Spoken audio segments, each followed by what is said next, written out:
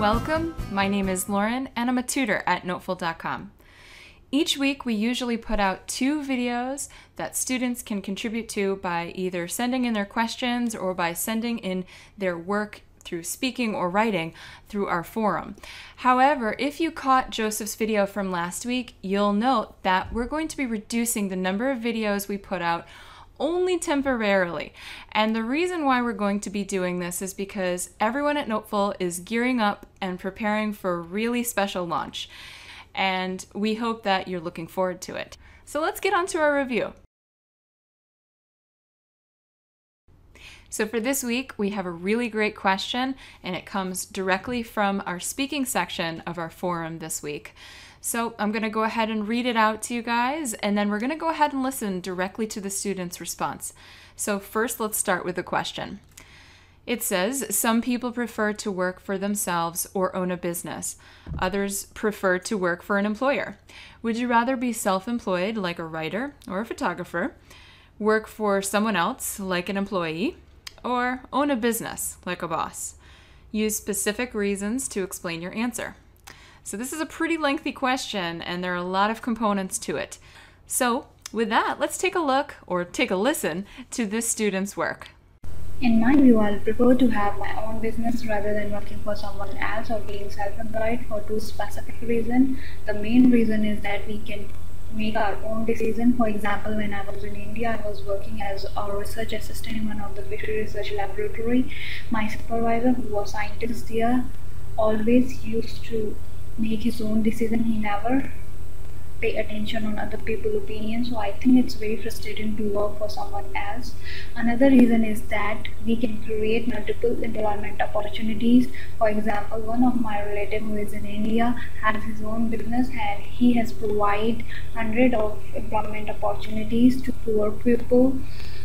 Specifically for these 2 reasons, I think that way.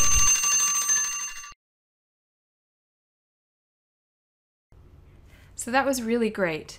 Now, there are a few points that I wanted to highlight that I thought were really great that you all can learn from this student.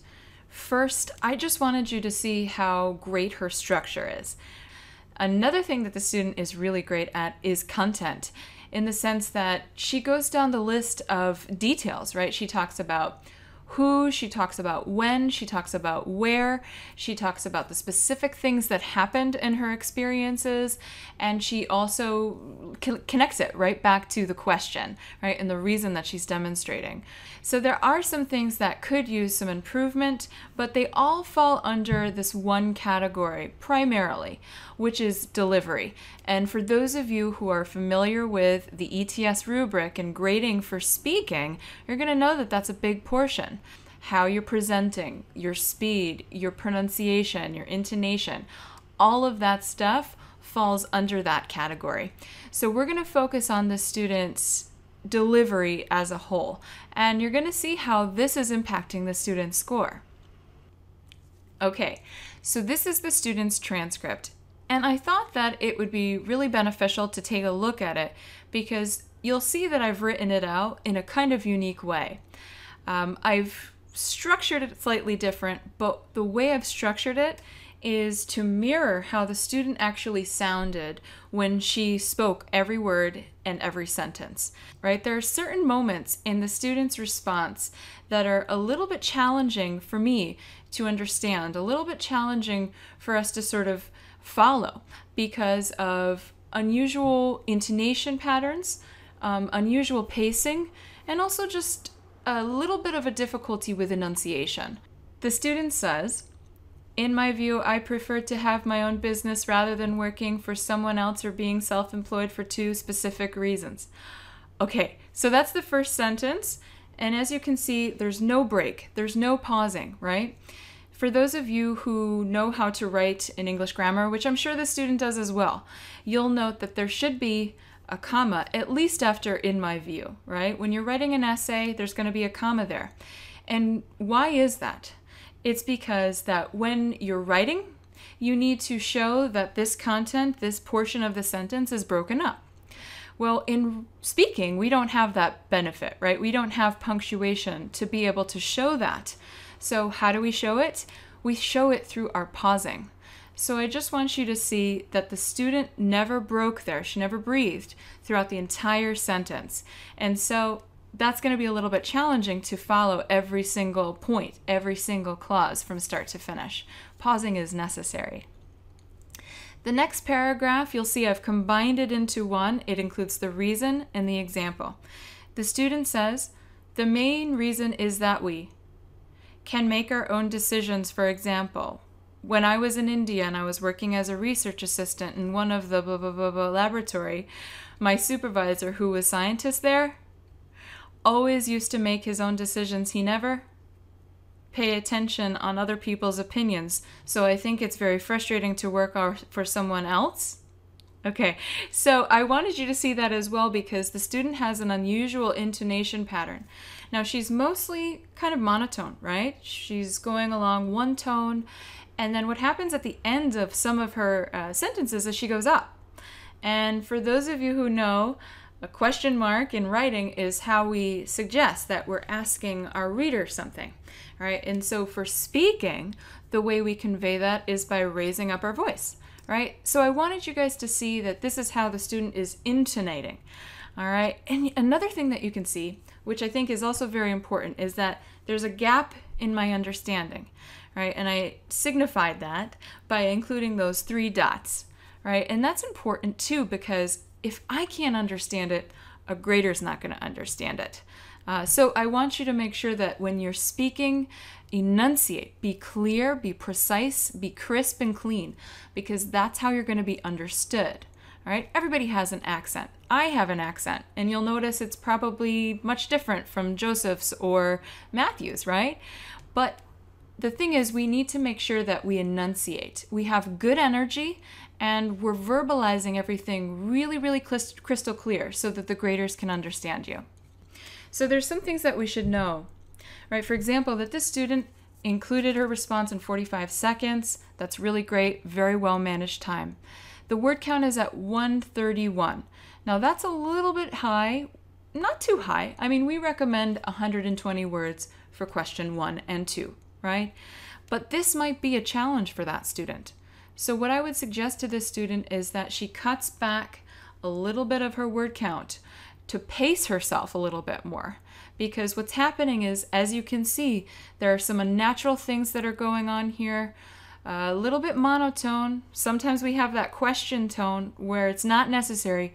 And sometimes we're not even breaking at the moments when we should. And we're also breaking at moments when we shouldn't. Right? So there's a couple of delivery things that are happening here, as you can see, that are making it a little challenging for me to understand. Now, if we were to change it up, this is exactly what it would look like. Right? This is where our pauses should be, right? As you can see, there's no question marks. I've still got those ... which are called ellipses, because those are just genuine gaps in my understanding of the student's response. So I can't really plug in those holes. But every place where I've created this little P in the brackets is where we're going to create a pause. So I'm just going to go through a little bit of it so you can see exactly what I mean.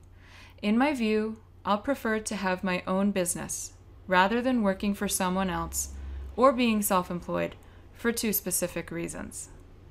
The main reason is that we can make our own decisions. For example, when I was in India and I was working as a research assistant in one of the laboratory, my supervisor, who is the scientist there, always used to make his own decisions. He never paid attention on other people's opinions. So I think it's very frustrating to work for someone else. Okay, so now let's take a closer look at the analysis of this student's response. So remember, her structure was really great. Her content was also very good, and she used a wide range of vocabulary. So we can see that topic development and language use, particularly on the vocabulary side, were pretty good, very high level. However, the student definitely needs some work with delivery, right? As we could see throughout, we have some unnatural intonation, we have some unnatural pacing, and a little bit more energy is needed so that we can enunciate each word a little bit more strongly. As you can see, this student would earn a fair, which is a 23 out of a 30. So for those of you who are struggling with similar issues, or if you don't know, record yourself, listen back, and listen to your pace. Do you have some strange pausing? Do you have some strange intonation patterns? Can you understand every single word that you're trying to express? If not, these are the kinds of changes you're going to need to boost your score up to a more high-level score. Okay, so that's it for this week. Remember that next week we're going to be posting a video again as well. Next week we'll probably be focusing on writing, so stay tuned for that. We have something exciting for you next week, a different kind of task, which is not a question 2. So I hope all of you are going to be looking forward to it. I hope all of you will participate because it's really exciting to see you guys sending in your work, and it's really exciting to actually review it here on YouTube. So remember, if you have any questions about where to go to submit your work, you'll find a link below to the forum. And as always, send us an email or write in the comments below if you have any questions or concerns. We're always here. We support you 100%, and we'll see you next time.